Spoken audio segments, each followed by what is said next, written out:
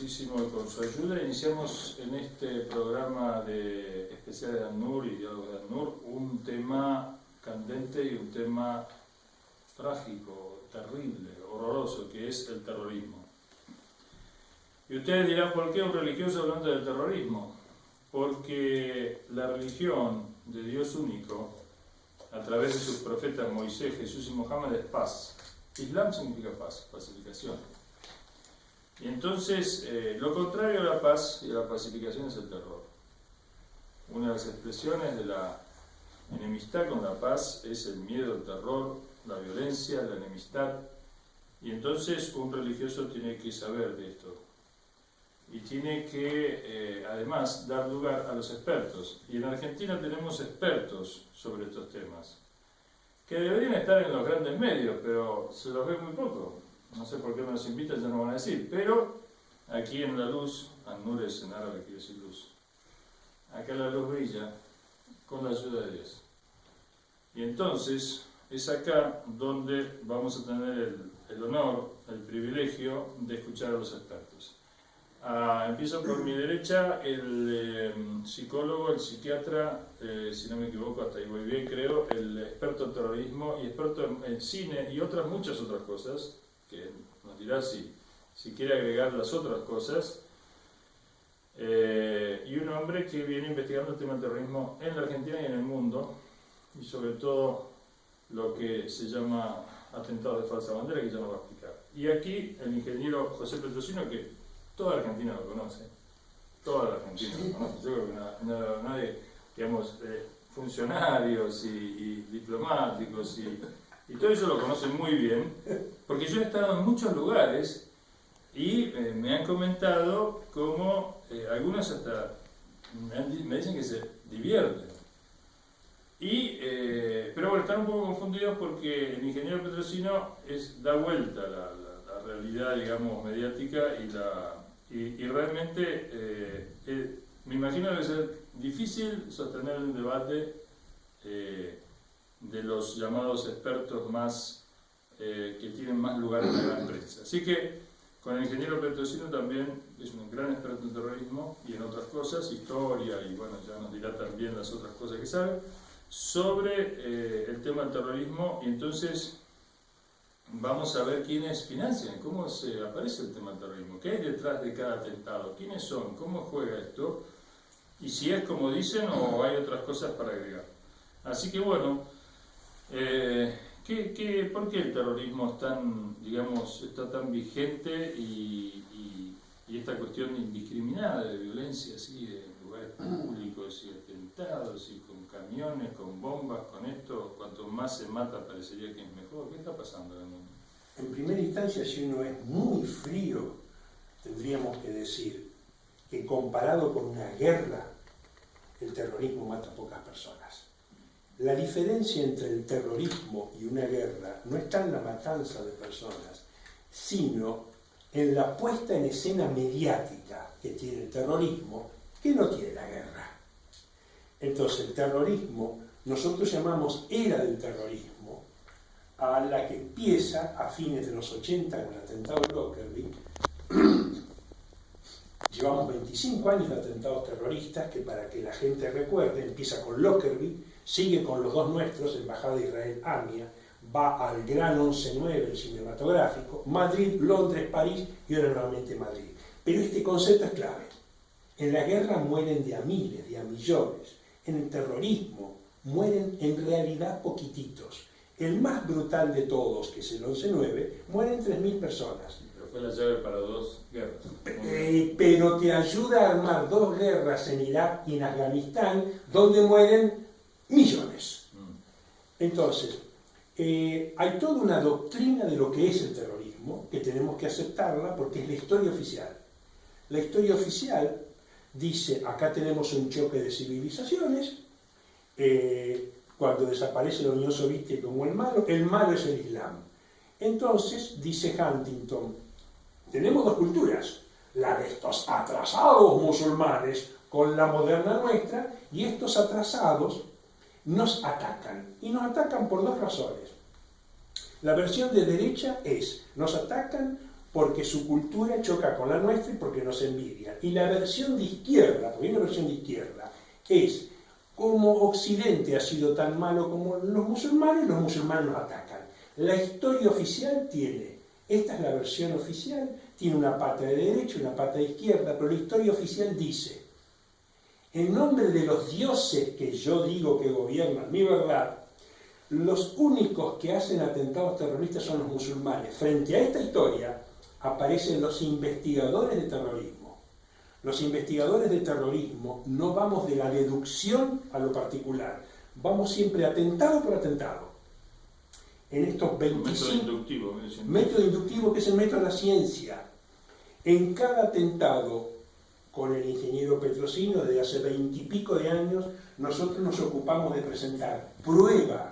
Prueba científica quiere decir discutible y comprobable por cualquier persona. Hechos. Prueba concreta de que todos los atentados no hay ninguna prueba seria contra los musulmanes. Y lo más grave de todo, la acusación contra los musulmanes no solo es falsa, es de décima, está mal hecha. Armada, mal armada. Mal armada, mal armada. Entonces, esto es, repito los dos conceptos claves, el terrorismo es una política mediática de puestas en escena para la manipulación general del orden global. Su cifra de muertos en realidad es pequeña, comparado con las guerras, pero las guerras no tienen prensa, tienen poca escenografía mediática. Y el terrorismo lo tenemos todo el tiempo enloqueciéndonos. José. Sí, además, si por ejemplo nosotros tenemos 30 muertos por día siguiente tránsito, es decir, en un año mueren 9.000. Yo creo que esos 9.000 son más de todos los que han muerto por atentados terroristas del mundo. Nadie le da pelota a nuestros 9.000 muertos del accidente. Y de eso, accidente de tránsito, 85% debe ser alcohol. Me dijo una vez el presidente de Alcohólicos Anónimos. Sí, después falsa cultura de sagrada en Argentina. Pero, entonces, esto es una gran creación del imperio yanqui, esto es terrorismo internacional. Que la han creado, lógicamente, para usarla, porque ellos no dan puntadas sin hilo, no hacen las cosas por pescodere. Algunos se por ejemplo, remontan, dijo Lockerbie, pero algunos se remontan a Pearl Harbor, en Maine, en Cuba, bueno. Sí, no, pero eso, claro, eso... La vieja. Bueno, no, lógico, eso son los... Porque, o sea, que este método que usa Estados Unidos para intervenir en guerras, lo viene usando desde Cuba en 1998, el Maine. Y seguramente debe haber más en la historia, pero dejémoslo ahora. Pero no, pero los grandes fueron los grandes, que está probado además, fueron el Maine en Cuba para sacar a los españoles de América, el hundimiento de Lusitania en 1916 para entrar en la Segunda Guerra, que el pueblo norteamericano no quería entrar en la Primera Guerra. Ahora Buque Patria también está el caso de Buque Patria, donde mueren muchos judíos que se hunden en barcos que le acusan a los palestinos. Ah, puede ser. Falsa bandera. Está bien, pero yo voy a lo de falsa bandera del Imperio Yanqui, claro. Después estaba Pearl Harbor, que fue un dejar hacer, lo provoca, le hace un embargo total a Japón. Japón, que estaba, además Japón se sabía que no, ya en la Primera Guerra lo había atacado sin declarar la guerra, por sorpresa, ya lo había hecho, o sea que era esperar que Japón atacara por sorpresa a Estados Unidos. Eso le habían hecho un embargo total del petróleo, que lo estrangulaba el imperio japonés. O sea que tenían que esperar un ataque japonés. No esperaban, porque la flota, lo principal de la flota no estaba en Pearl Harbor. Por eso a los 6 meses, los norteamericanos le dan un palizón en una batalla de Midway. Ahí se terminó el imperio japonés, ahí se terminó la guerra. Porque ahí le hundieron casi todos los portaaviones en Midway, a los japoneses. O sea que estaba todo preparado. Fue un dejar hacer, pero con un rancho. Y bueno, después tuvo el Golfo de Tonkin, que también es archiconocido, para entrar en Vietnam. Y después vino el 11-9. Nuestros atentados, yo creo que nuestros atentados y el de Lockerbie fueron hechos más por el costado sionista del poder, digamos. El poder tiene su costado sionista, que eran porque querían irse a las barbas a Irán. porque ese es el objetivo, no Irak. Por eso los neocon se opusieron, cosa que nadie lo ha señalado, pero que es así, se opusieron a la invasión de Irak. Se opusieron, incluso yo creo, y que yo, contrariamente... Sabían el valor que tenía Saddam para ellos. Porque eso, porque si algunos tenían que caer, entonces no querían que fuera Irán. Si era Irán, no era Irán, y se fortalecía Irán. Lógicamente la invasión de Irán fortaleció Irán. Notablemente la fortaleció. Sí, pero Irán no se podía, ya habían experimentado en 8 años que no se podía. Bueno, pero ellos querían. Pero ellos querían. Sí, bueno, una discusión. Bueno, espera. Te lo pruebo, porque no te voy a decir una cosa si no la tengo bien fundamentada. Los neocon, que eran los sionistas de extrema derecha del gobierno de Bush, los que hicieron el famoso Project for the New American Century, eran los neocon. Los que diseñaron un poco. Los tres principales neocon eran Richard Perry, que además que era el número 1 del Departamento de Estado, sí. Wolfowitz, que era el número 2, Libby, que era el jefe de gabinete del vicepresidente, ¿cómo se llamaba el vicepresidente de Bush? Chile. Bueno. Rumsfeld era ministro de Relaciones Pero Exteriores. Rumsfeld no era judío. Estos no eran judíos, era sionista. No, Rumsfeld era un... Sí. Rumsfeld estaba de la época de Bush viejo. Rumsfeld fue el que organizó la invasión de Saddam a Kuwait. Y también le da la mano para atacar Irán. Está la foto, en el 80 le da la venia para atacar Irán. Bueno, sí, claro, bueno, fue lo mismo. Sí. Lo otro fue un día después casi. Pero está bien, Rumsfeld era el amigo de Saddam Hussein. Sí. Rumsfeld va a Saddam Hussein y le dice, invadan Kuwait, lo vamos a poner a ustedes en lugar de Arabia Saudita. Lo vamos a dejar de los dueños de la región en vez de ser nuestro preferido Arabia Saudita, van a ser ustedes. Y él loco entró como caballo, después lo usaron. Después lo dejaron casi 10 años más en el poder. Pero no lo tocaron. El bloque se nos va, entonces ya se nos está yendo. Entonces cerrame un poco el terrorismo. Te cierro lo de... ¿Cómo es esto? Y dejame unos minutos a mí, que hay te cierro un poco lo de por qué querían invadir Irán. Y por qué se opusieron incluso al 11-9. Para mí Israel se opuso al 11-9, ¿no? Con algunos dicen que el 11-9 dice, no, para mí se opuso. Y yo tengo bastante elementos. Se opuso porque justamente el 11-9 era para invadir Irán. Y ellos querían invadir Irán. Nuestro bombazo, Lockerbie y los nuestros, fue para invadir Irán. ¿Y qué pasa después de nosotros? A la mierda, sale Irán como el malo de la película y aparece Al-Qaeda, ¿no? Al-Qaeda. Sí. No, Irán lo metieron, no sé, por la ventana, porque ni siquiera... No, es muy grave. Voy a decirte una cosa básica sobre la era del terrorismo. Tiene más de 25 años, tiene casi 30 años, a diferencia de las guerras anteriores. Porque en la guerra anterior, Pearl Harbor, te hacíamos un atentado y luego íbamos a una guerra franca.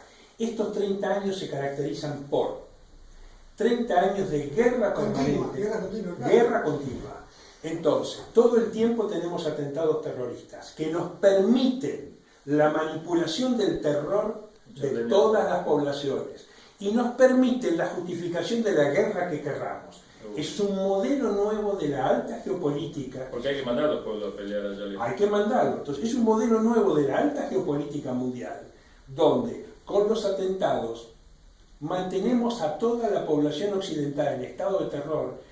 Necesitamos todos los gastos que querramos hacer en seguridad, los podemos hacer. Vaya hijo mío a combatir el terrorismo. Y toda la vigilancia que necesitemos hacer sobre lo nuestro lo podemos hacer. Y a la vez, cuando tenemos que hacer una guerra, la hacemos sin problema. Entonces, las terribles guerras mundiales duraron 4 o 5 años, esta lleva 30. Entonces, este es un concepto de la era del terrorismo, donde se juegan los grandes actores en el tablero mundial. Hoy te mando un atentado terrorista, mañana te invoco en una guerra. Pasado mañana te invoco en la vigilancia absoluta y en la caducidad de tus derechos constitucionales. Es un modelo maravilloso. Técnicamente es maravilloso. Es el primer modelo en la historia de la humanidad que ya lleva 30 años exitosos. Y se caracteriza por una cosa más. Los afectados, los grandes poderes, como Rusia y China, abren muy poco la boca sobre el terrorismo. Rusia, por ejemplo, le permite al gran investigador Thierry Meyssan que vaya a hablar a la televisión. Rusia amenaza que sabe lo que pasó el 11/9, pero nada más. Entonces, este es un juego donde han logrado que hasta sus enemigos poderosos como Rusia y China se callen la boca. Estamos ante una era. Estamos ante una era donde gracias a la técnica de confusión no se le permite a la gente que tenga clara que hace 30 años que estamos en guerra continua. Para completar, ampliando un poquito lo que dice Bush, cuando fue el 11/9, que ahí fue cuando destaparon el terrorismo internacional, porque hasta ahí no hablaban de terrorismo internacional, con estos atentados no hablaban de eso. El terrorismo internacional empieza con el 11/9. Dijo, esta es una guerra larga. Ya sabía. Lo dice, una guerra larga que va a durar muchos años. ¿Cómo sabían? Ya está todo programado. Lo programaron los yankees. Vos tienen mucho poder. Tienen tanto poder que son capaces de manipular el Vos estás hablando con un teólogo y dice el Corán. Ellos complotan y Dios complota y Dios es el mejor de los que complotan. Ahora, yo te cierro este bloque, tengo que cerrar el bloque. Viste que el tiempo dicen que es tirano, parece que es así. El tema es así. Aparece Al-Qaeda, decís vos, es la era del terrorismo, la fabrican en la era del terrorismo global, con el cual dicen que Arabia Saudita, sponsor de Al-Qaeda, está y digamos socio en el sponsoreo con Estados Unidos, confesión de parte, dice que, los norteamericanos dicen, nosotros quedamos Al-Qaeda, lo dice Hillary Clinton, dice que Arabia Saudita está implicada en el 11/9. Y por otro lado, las víctimas, que son los más sufridos, las personas que en esas torres vieron caer a su gente de los pies, etc., ven a Trump bailando con los reyes, con los príncipes, con los monarcas, digamos, cerrando un acuerdo de armas al sponsor del terrorismo, que se supone que la propaganda hace años me viene diciendo que son los que me mataron a mis hijos. Sí. Entonces ahí hay otro capítulo que es interesante, y es qué está pasando en Estados Unidos con la reacción a este juego maquiavélico del terrorismo, ¿no? Como arma política y de ocupación y de robo y expoliación de recursos, etc. Y son pueblos imperiales. Entonces los pueblos imperiales, conscientes del imperio que se beneficia. Tenemos que cerrar el ciclo, este bloque. Y bueno, quédese, continuamos con los expertos. Vini y el ingeniero José Petrosino sobre terrorismo. Y ya pasamos al primer bloque donde hablamos un poco de la era, se habló de la era del terrorismo, el terrorismo como un instrumento de manipulación para fines políticos, económicos, etc. Y que al contrario de la gran propaganda que presenta a los bárbaros musulmanes como los agentes principales, en rigor vemos que hay detrás un armado, mal armado, para esta escenografía y esta obra de teatro tan trágica para tantos que sucumben ante ella.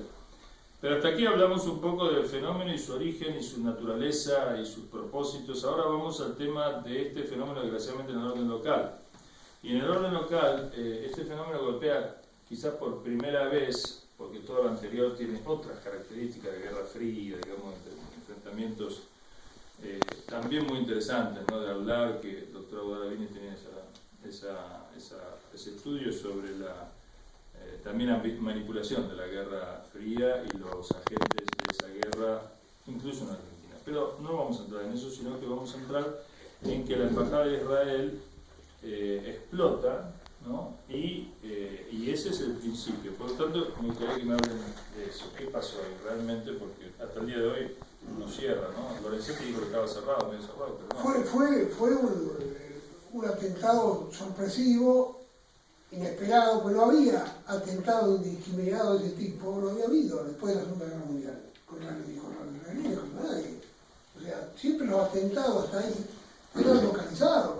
Terrorismo ha habido, estaba ETA, estaba Lira, pero siempre los atentados tenían un objetivo, estaban bien reivindicados. Aparece este atentado raro, un atentado raro. Sin adjudicarse a nadie el tema, digamos, ¿no? Hubo una primera trucha. Bueno, una reivindicación trucha pero además muy posterior, esa pseudo reivindicación fue muy posterior, no, fue en el momento. Apareció el otro día, sí, en un diario de ellos, sí, pero... Sí, era trucha. sí, Veraja la presentaba, creo que le hace leer a Corach. Me parece que le dice, digamos... Sí, que además, pero yo cuando yo declaré en la corte, probé que era falsa. Era elementalmente fácil de probar de que, sin embargo, la corte la usó a esa reivindicación para acusar a esa supuesta yihad islámica, que lo saca de ahí lo de la yihad islámica, esa reivindicación. Que después la CIA les dice que la yihad islámica es el aparato exterior de Hezbollah. Y que el jefe de ese aparato se llamaba Murniyah. Entonces ellos le piden a la CIA, viajan de acá, viaja Canevari y Richard a Estados Unidos y se traen un papel escrito donde la CIA les dice por escrito que Hezbollah era el jefe de la Yihad Islámica. Entonces cuando primero acusan a la Yihad Islámica y después acusan a Hezbollah, Murniyah, y después lo acusan a Murniyah, pero sale de ahí y lo dicen. En la acordada donde acusan a Murniyah dicen que porque la CIA se lo pasó por escrito. Déjame decirte cómo se discute Jardín de Infantes en esto. Quiero que me digan qué pasó. Jardín de Infantes. dijo Cristina en el Parlamento, ¿se acuerdan? Qué pasó. Jardín de Infantes. Porque el método de Jardín de Infantes es el que rige en todos los atentados. Entonces, Jardín de Infantes es: ¿la explosión fue adentro o afuera? ¿Hubo coche bomba, sí o no?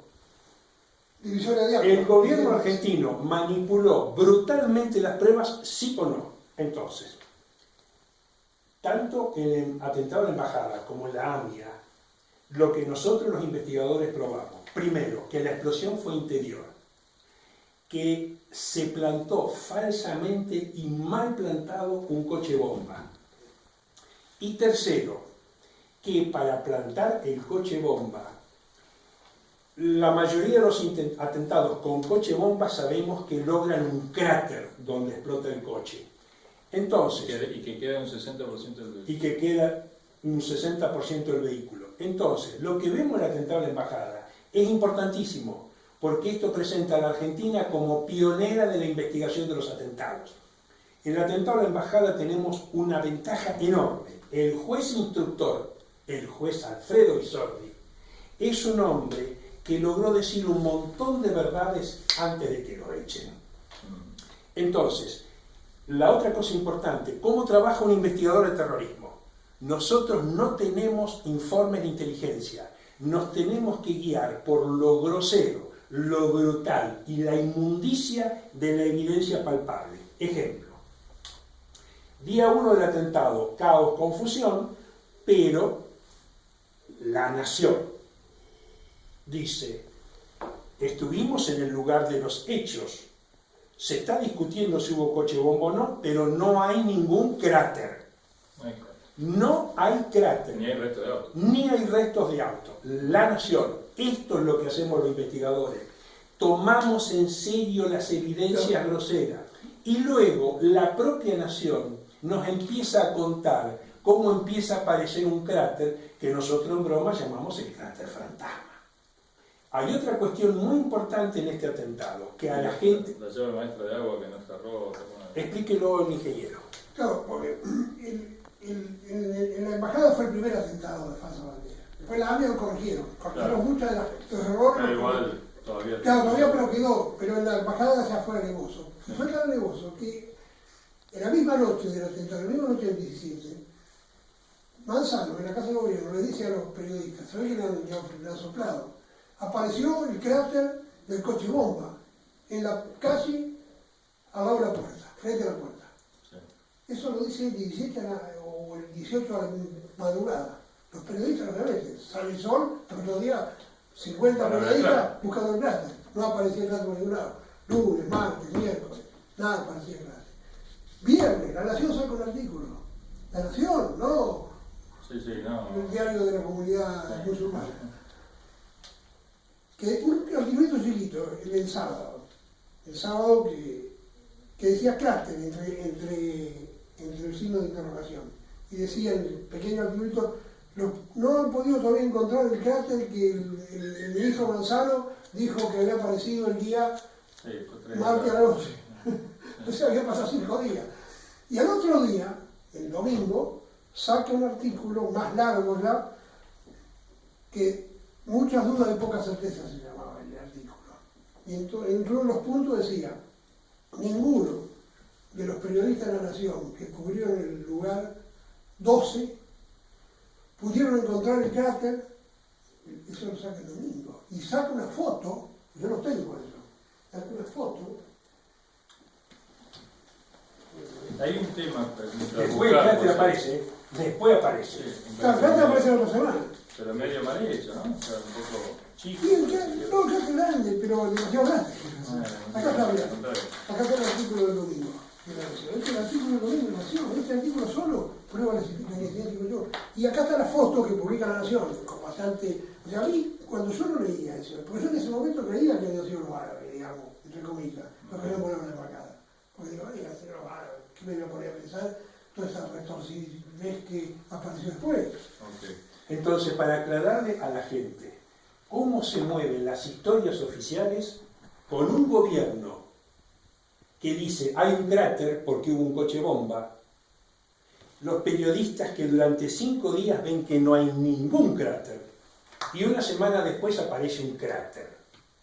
Entonces, esta es la prueba que tenemos nosotros para decir el Estado argentino participa en la planificación de un encubrimiento y de una falsificación y una plantación de falsa prueba. Este es el modelo. Terrible. ¿Me permiten agregar algo para que me instruyan? Sí. Ustedes hablaban fuera de cámara hace un rato de un testigo que cita Fay. El Sí, testigo Salarri. No, fallo. Es un testigo que en realidad está en el fallo. Ajá. Y Fay, lo que hace Fay con el libro, cuando publica el libro Fay en el año 2001, Sí. copia al 50%, le chupa los medios sionistas. Se lo pasa diciendo que él era un pro-sionista y pone fotos donde le da un premio en Israel, eso. 50%. Y el otro 50% copia él. O sea, es un desarrollo bastante preciso y bastante completo de todo lo que habían investigado. Que no había sido tan mala la investigación. Lo que fue malo fueron las conclusiones. Entonces, ahí aparece el testigo Salarri. ¿Qué dice el testigo Salarri? El testigo Salarri dice, vamos a traer a la gente las cosas. Porque hasta ahora tenemos manipulación del cráter y coche bomba. Y después quiero que me hablen de la Academia Nacional de Ingeniería. Vamos a hablar de eso. Entonces, la historia oficial dice, vinieron unos tipos con un coche bomba, se metieron y lo hicieron estallar. Y el testigo Salarri dice, era pariente del jefe de policía. Entonces, el hombre, ¿qué es lo que vio? Estaba ahí, en la escena del crimen, y vio un tipo que venía corriendo con la calle, con un aparatito, con lucecitas. Ese tipo se subió a un auto, y después que se subió al auto, voló la embajada de Israel. Entonces, testigo Salarri es una prueba, otra vez, oficial, de que no hubo un coche bomba, sino un no es del tipo... diario musulmán. No, es una prueba oficial que se publicó en esos días, que hay cosas que lo publicó Fay en su libro, pero que se le ocultan a la población argentina y al mundo. Se le oculta a la población argentina y al mundo que hubo un testigo que vio un tipo con un aparatito de los de control remoto. Entonces, esta es la segunda evidencia de cómo las pruebas están. Se le miente a la población haciéndole creer que las pruebas no están. No, las pruebas de felonía, de torpeza y de mentira están. Este es el método científico inductivo. Aparte de los hechos, va para... Este es el método científico. No, de que fue... Puede ser interesante por varias cosas.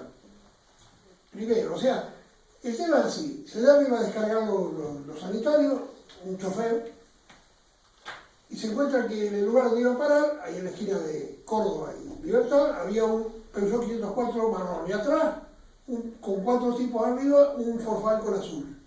Y en la puerta del Peugeot hay un tipo. Entonces Salarri se acerca y le dice al tipo que le mueve el auto. Y el tipo no le da bola. En eso viene corriendo desde Cerrito una persona. Llega con un aparatito en la mano, con ese aparatito con una lucecita. Llega, habla 2 palabras con él, que el tipo dice Eso es lo que dijo el tipo, ahora. Que le parecía que hablaban en hebreo. O podía ser también en árabe, después dijeron. Pero en principio dijo, no sé, pero el tipo era un chofer, ¿no? Que podía saber si era hebreo o no. Hablaba en idioma raro. Entonces rápidamente el tipo se sube al auto, el otro que estaba parado, que había discutido con Saddam, y se va caminando, no sabe bien a dónde se fue. El tipo se sube al auto, arranca el auto, y cuando arranca el auto no alcanza a cruzar la calle Libertad, es cuando vuelve de bajada. Entonces Darry toma la patente del auto, los 3 últimos números. Del Ford Falcon no, el Ford Falcon no sigue, se van por, creo que doblan en Paraná. No sé si doblan en Paraná o siguen por Córdoba. Saddam le cuenta a la madre, porque eso fue a las 2 de la tarde. La madre le cuenta a otro hijo que trabajaba en la comisaría, era oficial de la comisaría de Vicente López. Este le comenta al comisario, y el comisario habla con la central y le dice, a ver, entonces lo agarran a Saddam ese mismo día a la noche y lo llevan a la casa de gobierno. Y ahí lo interrogan. O sea, la seriedad que le dieron, lo llevaron a la casa de gobierno, lo interrogó. Estaba Milán, estaba Coras, estaban todos, el jefe de policía, todo, el tipo hablando ahí el hermano. Al otro día lo hicieron ir a la radio de policía a hacer los identikit. A Bisordi no le dijeron nada, Bisordi nunca se enteró que existió. O sea, esta manipulación de otra prueba, rápidamente, no le informan al juez Bisordi. Y vayamos a la otra prueba fundamental. Durante un largo tiempo se discute, ¿fue adentro o fue afuera el atentado? Entonces, se le pide una pericia a la Academia Nacional de Ingeniería. Termino rasgando porque se nos va el tiempo. Y hay que presentar la otra prueba. La Academia Nacional de Ingeniería dice, la explosión fue adentro, lo publica La Nación, y cuando la Nación, no ustedes, y cuando La Nación publica, se expidió la Academia Nacional de Ingeniería porque había una discusión, la Embajada de Israel acusó a la Corte Suprema y al Diario de la Nación de antisemitas, y a partir de ahí empieza, nuevamente, expliquémoslo a la gente, la prueba aparece, y cuando aparece una prueba que pueda molestar, aparece un proceso de reencubrimiento o de sobreencubrimiento y de estigmatización.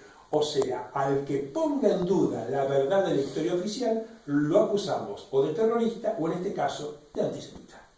Perfecto. ¿Querías agregar algo rápido? Queda sí, medio minuto. El tema es, ¿por qué se hizo esa, por qué se llegó a pedir una pericia a los ingenieros peritos designados por la Academia de Ingeniería? Porque resulta que estaba controvertido el coche Boca. No, estaba controvertido porque había dos pericias que decían que la explosión era del interior. Una del arquitecto León, que era de oficio, y una del ejército. De un experto del ejército, entonces además estaba controvertido. Entonces los sionistas, que eran parte interesante, para saldar esa controversia, recomendaron hacer una pericia científica. Y ya tenían elegidos los peritos, por supuesto. La corte, que en ese momento estaba del otro lado, se había dado vuelta, yo creo que era porque había volado la AMIA, porque los tipos le encubrieron le voló la AMIA, le ha caído mal. ¿Se imaginan? Yo lo encubro, y así no me meto los bombazos. Le había dado por el forro, ¿no? Entonces, como estaban en esa tesitura del medio, ¿qué hicieron? Le dieron lugar al pedido de la querella sionista, de la pericia científica. Pero fueron a la Academia Nacional de Ingeniería para que designaran peritos. Peor le salió. Le salió peor el juego, porque la Academia Nacional volvió a decir que fue adentro. Claro, hasta ese momento nadie decía que fue adentro. En ese momento estaba claro que decía adentro. O sea, estamos en años 75, no se sabía. Años 75. Entonces, lo que para mí es claro es que cómo la Corte se puso mal, porque si no hubieran llamado una pericia científica de peritos elegidos por los sionistas, que hubieran dicho que la explosión era afuera. Ya los tenían, no sé quién eran los peritos, eran los de Córdoba, que ya habían hecho una pericia que decía que había sido afuera. Muy bien, te agradecemos, ingeniero, y después...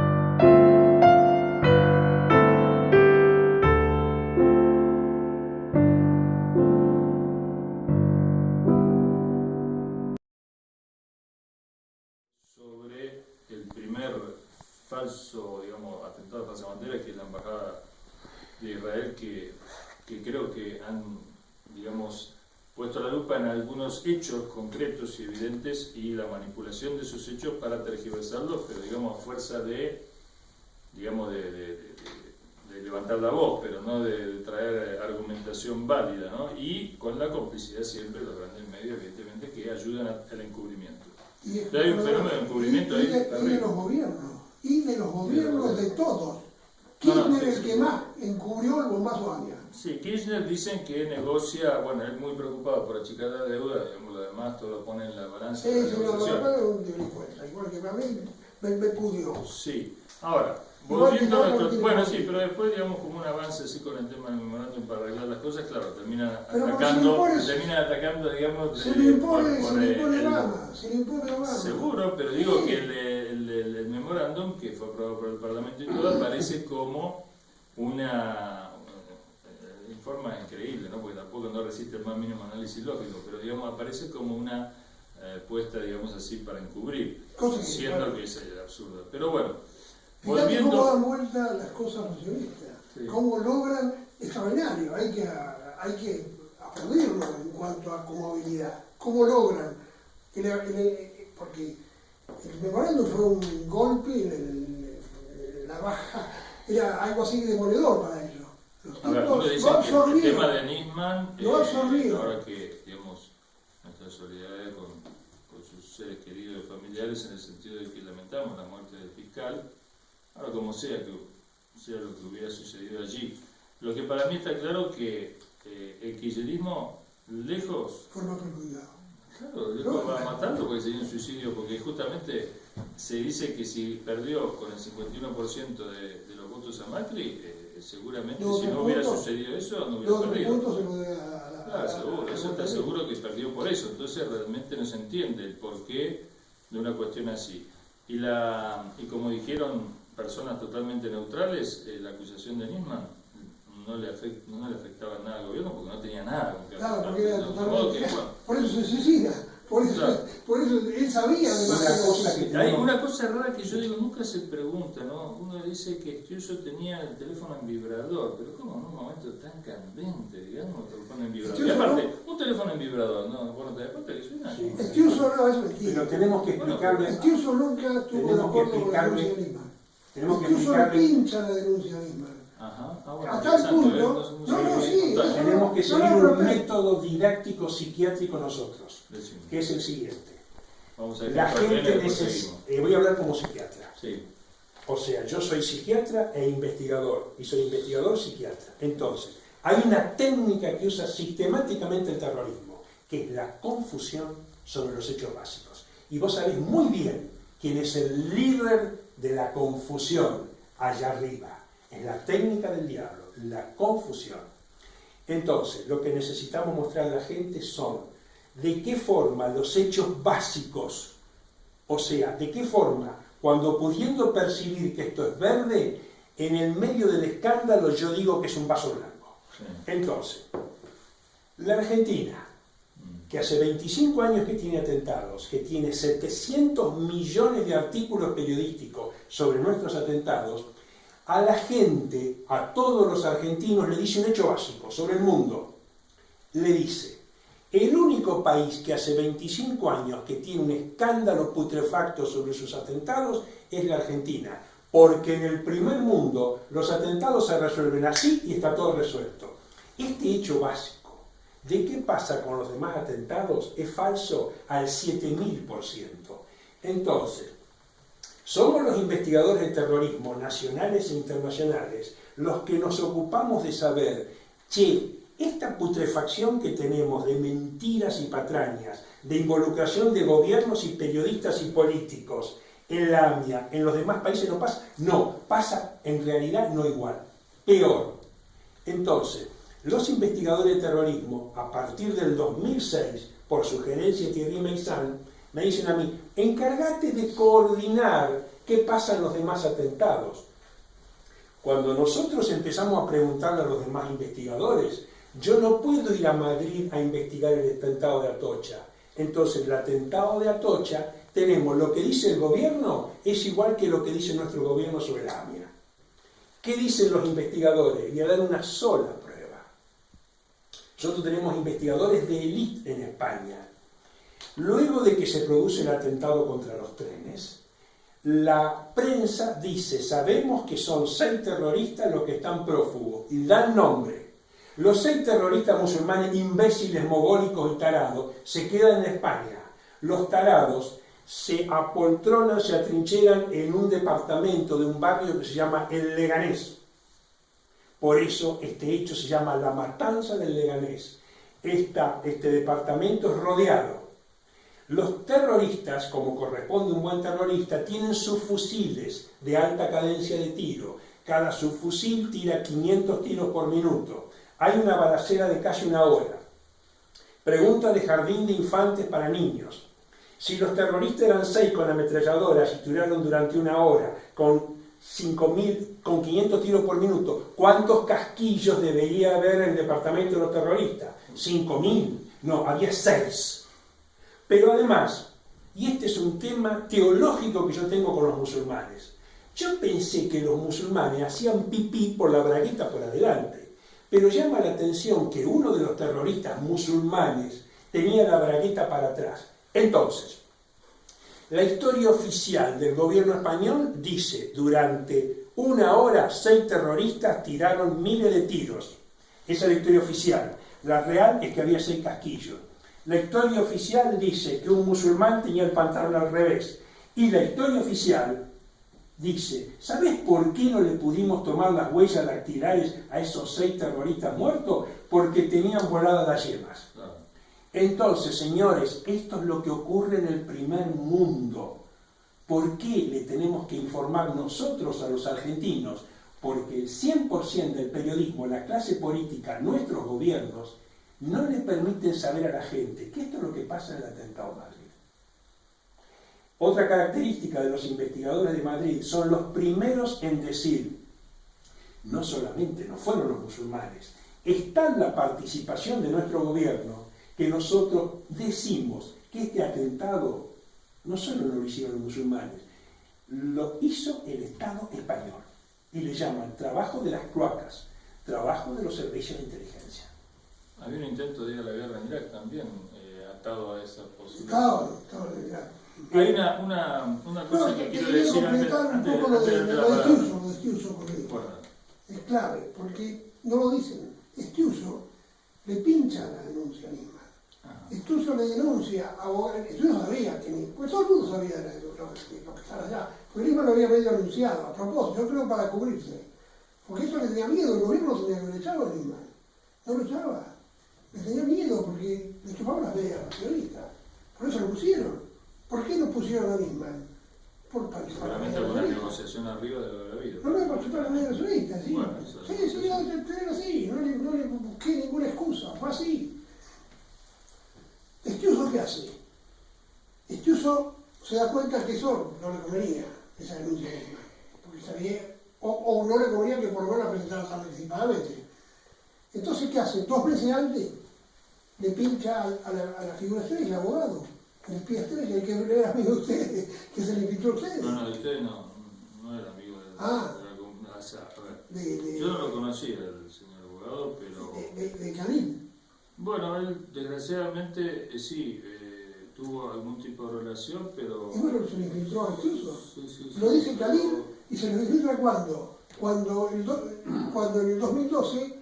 Cristina Kirchner dice que le acepta la negociación a los iraníes. Y ese señor abogado dijo que yo era espía. No te creas que era, digamos, amigo de los musulmanes. No, pero no digo que sea amigo de los musulmanes. No, era infiltrado por Stiuso. Era un agente de Stiuso, ni siquiera... Eso dijo él, por lo menos eso dijo él, sí. Sí. La otra versión dice que era infiltrado de Cristina, bueno, de los... Bueno, eso es lo que quieren hacer creer.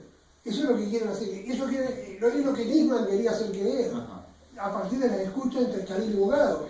Porque Khalil le decía abogado, no, vengo a hablar con Cristina, me dice que quiere resfrío, entonces todas esas cosas eran mentiras, él no hablaba con Cristina, no era agente de la CIA, era un agente de Stiuso, que Stiuso por las de él, un buchón de él, que lo había infiltrado, Entonces se lo denuncia. ¿Por qué lo denuncia? Lo denuncia porque este chapeaba, porque además este abogado era un chanca, un delincuente. Entonces, ¿qué hacía? El abogado usaba su pertenencia a esos servicios, todo eso, para chapear con que era de ACIDE y extorsionar gente.